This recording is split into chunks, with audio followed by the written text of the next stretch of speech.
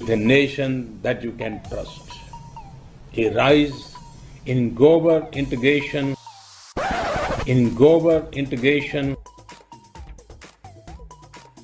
किसी छोटे से नगर में नाले के पास कोई चाय का ठेला लेकर के खड़ा रहता था, चाय बना करके बेचता था। अब कोई चाय बनाने की बात आती है तो मेरा ध्यान जरा जल्दी जाता है। उसने उस नाली में छोटी सी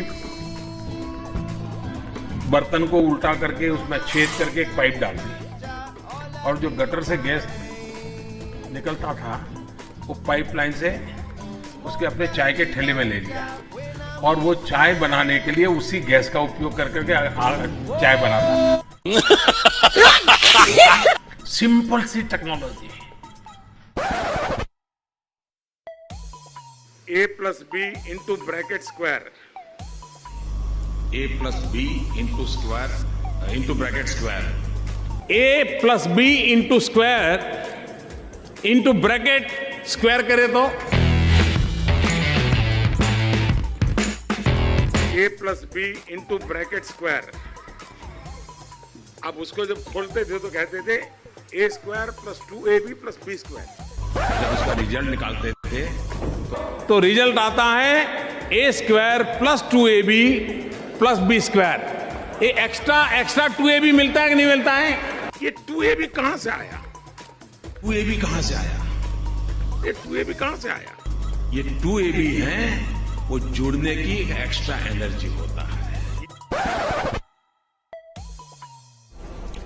मैंने पहली बार डिजिटल कैमरा का उपयोग किया था 87-88 में शायद, और उस समय बहुत कम लोगों के पास ईमेल रहता था।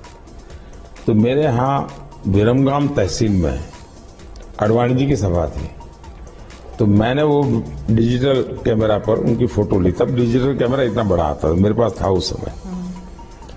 मैंने फोटो निकाली और मैंने दिल्ली को ट्रांसमिट की और दूसरे दिन कलर फोटो छपी। तो अडवाणी जी को बड़ा सरप्राइज हुआ कि दिल्ली में मेरी कलर फोटो आज की आज कैसे छपी। 31 मार्च 1986 को राजीव गांधी की सरकार में विदेश संचार निगम लिमिटेड VSNL का गठन होता है।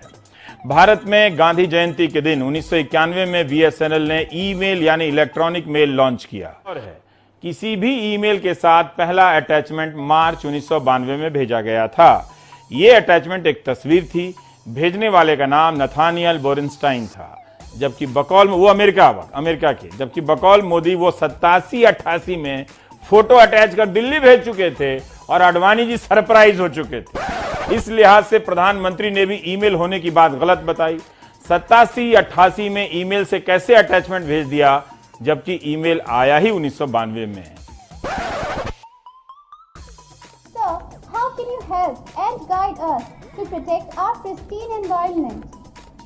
देखिए, आज छोटे छोटे बालक भी क्लाइमेट चेंज और एनवायरनमेंट चेंज की चर्चा कर रहे हैं। 70, 80, 85, 90 साल के लोग तो सर्दियों में आप देखेंगे तो अक्सर कहते हैं कि पिछली बार से इस बार सर्दी ज्यादा है, ऐसा कहते हैं ना। एक्चुअली सर्दी ज्यादा नहीं है, उनकी उम्र बढ़ने के कारण उनकी सहने की शक्ति कम हो गई है। वैसे ही ये क्लाइमेट चेंज नहीं हुआ है, हम चेंज हो गए हैं। Oh my God! वाओ! कि विंड एनर्जी की जो आपके टरबाइन्स हैं, जहां मॉइस्चर ज्यादा है वो हवा में से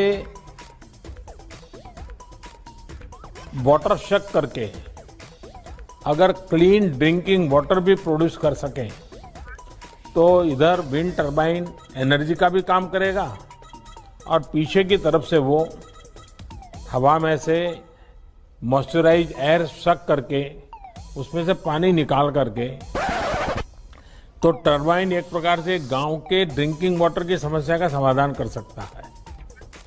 दूसरा मेरा सुझाव है कि हम हवा में से ऑक्सीजन सेपरेट कर सकते हैं इस टरबाइन के माध्यम से।